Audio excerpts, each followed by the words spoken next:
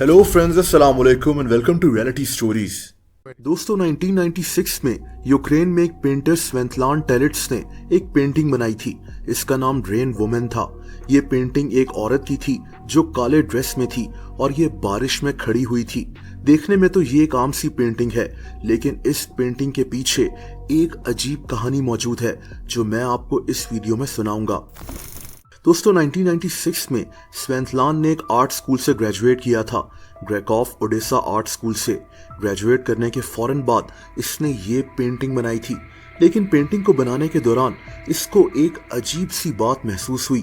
इसको ऐसे लगने लगा जैसे कोई इसका हाथ पकड़कर ये पेंटिंग बना रहा है। इसके मुताबिक इसको लग रहा था जैसे इसका हाथ इसके कंट्रोल में नहीं है। वैसे तो इसने इस पेंटिंग का ज्यादातर हिस्सा 5 घंटे में ही बना लिया था, लेकिन ये इतना ज्यादा घबरा गई थी कि ये अगले 1 महीने तक इस पेंटिंग को मुकम्मल नहीं कर सकी। पेंटिंग को मुकम्मल करने के बाद स्वेतलाना यूक्रेन के एक दूसरे शहर वेनेत्सिया चली गई और इसने वहां एक आर्ट गैलरी में इस पेंटिंग को बेचने के लिए लगा दिया। दोस्तों, ये पेंटिंग बिकने के लिए तो लग गई, लेकिन अब कुछ अजीब होने वाला था। दरअसल जो भी इंसान इस पेंटिंग को खरीदता वो इस पेंटिंग को कुछ ही दिनों में वापस कर दिया करता था।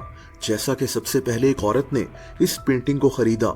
इसने इस पेंटिंग को अपने बेडरूम में लगाया, लेकिन सिर्फ 2 हफ्ते के बाद ये पेंटिंग लेकर आर्ट गैलरी वापस आ गई और इसने ये पेंटिंग वापस कर दी। इसने कहा कि जब से ये पेंटिंग इसने खरीदी है तब से ये सो नहीं सकी।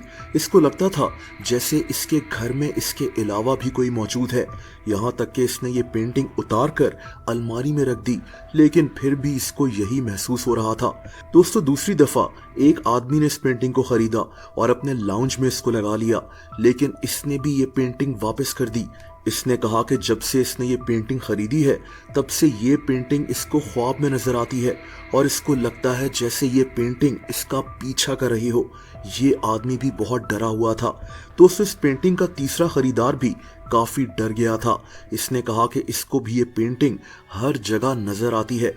ये जहां भी जाता है इसको लगता है कि ये पेंटिंग सामने मौजूद है। अब 3 लोग ये पेंटिंग खरीद कर वापस कर चुके थे। ये तीनों बहुत ज्यादा डरे हुए थे। ये बात इंतहाई हैरानकुन थी। इस पेंटिंग को बनाने वाली औरत स्वेतलाना भी परेशान थी कि ऐसा क्यों हो रहा है। आर्ट सर्कल में ये मशहूर हो गया कि ये पेंटिंग मनहूस है। इसी वजह से कोई भी आर्ट गैलरी इस पेंटिंग को लेने के लिए तैयार नहीं थी। खैर दोस्तों, 2008 में एक सिंगर सर्गाई स्काचको ने इस पेंटिंग को खरीदा। 3 साल तक ये पेंटिंग इसके घर में मौजूद रही। ऐसा लग रहा था कि सब ठीक है, लेकिन असल में ऐसा नहीं था। दोस्तों, दरअसल इस सिंगर ने मीडिया को बताया कि जब से इसने ये पेंटिंग खरीदी थी तब से इसका अपनी बीवी से झगड़ा होना शुरू हो गया था। छोटी छोटी बातों पर ये लड़ना शुरू हो गए थे।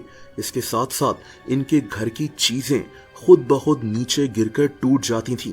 इनको ये भी महसूस होता था कि रात को इनके घर में कोई चल रहा है। इसकी बीवी इस पेंटिंग से इतना ज्यादा डर गई थी कि इसने इस पेंटिंग को घर से उतार कर कहीं फेंक दिया था।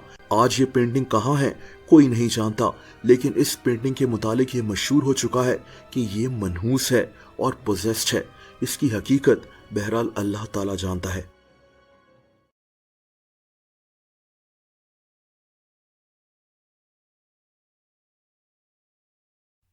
दोस्तों, अगर आप मुझे इंस्टाग्राम पर भी फॉलो करना चाहें तो उसका लिंक नीचे मौजूद है।